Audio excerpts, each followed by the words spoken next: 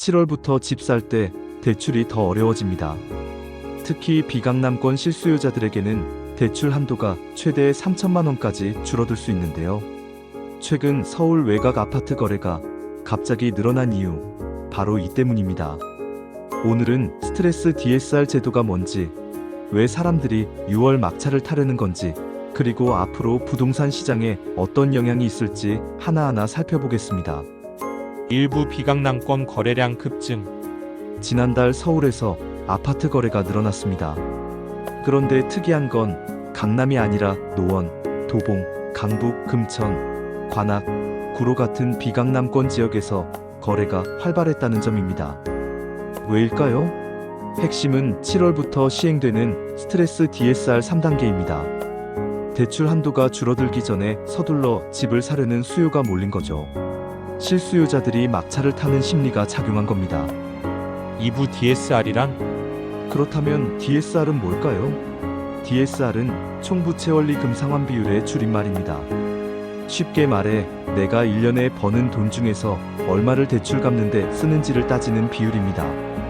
예를 들어 연봉이 1억 원이고 주택담보대출이나 신용대출 등을 갚는데 4천만 원을 쓴다면 DSR은 40%입니다. 현재 은행권은 이 DSR이 40%를 넘으면 대출이 어렵고 저축은행은 50%까지 허용됩니다. 3부 스트레스 DSR이란? 하지만 기존 DSR은 대출 당시의 금리만 반영된다는 단점이 있습니다. 대출 받을 때 금리가 1%였는데 나중에 45%로 오르면 상환 부담이 훨씬 커지겠죠. 이런 금리 변동 리스크를 반영한 제도가 바로 스트레스 DSR입니다.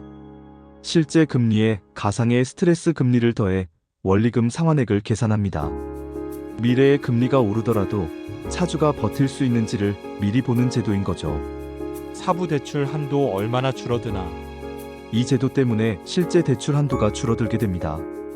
예를 들어 연봉 1억 원인 사람이 수도권에서 주택을 사기 위해 30년 만기 4.2% 금리로 주담대를 받는다고 가정하면요. 지금은 5억 9,400만 원까지 대출이 가능하지만 7월 1일부터는 5억 7,400만 원으로 줄어듭니다.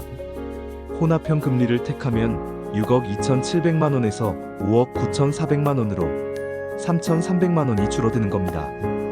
어떤 상품을 선택하든 대출 한도가 1천만 3천만 원까지 줄어들 수 있는 거죠. 5부 실수요 지역 직격탄. 이 제도에 가장 큰 영향을 받는 곳은 어디일까요? 바로 노도강, 금관구 같은 서울 외곽 지역입니다. 대출에 많이 의존하는 실수요자들이 많은 곳이죠. 주택 가격도 비교적 저렴해서 대출 한도에 따라 구매 여부가 갈립니다. 전문가들은 수도권 외곽은 거래량이 줄고 가격 조정이 일어날 수 있다고 보고 있습니다. 반면 강남 3구나 용산처럼 이미 대출이 잘 안 나오는 지역은 영향이 거의 없습니다. 여전히 신고가 거래가 이어지고 있으니까요. 6부 수도권 외곽 미분양 위험. 수도권 남부의 평택, 이천 같은 지역도 상황이 좋지 않습니다. 신축 아파트가 잘 안 팔려서 이미 미분양 관리 지역으로 지정된 상태인데요. 여기에 대출 한도까지 줄어들면 수요가 더 줄어들 수밖에 없습니다.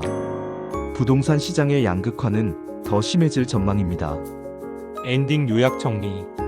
정리해보면 스트레스 DSR 제도는 금융당국이 금리 상승 위험에 대비해 만든 제도입니다.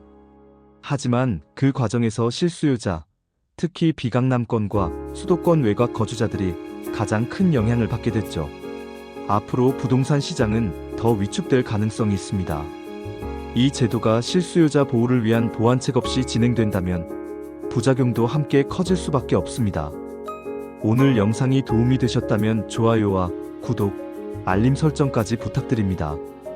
더 알기 쉬운 부동산 금융 정보로 찾아뵙겠습니다. 감사합니다.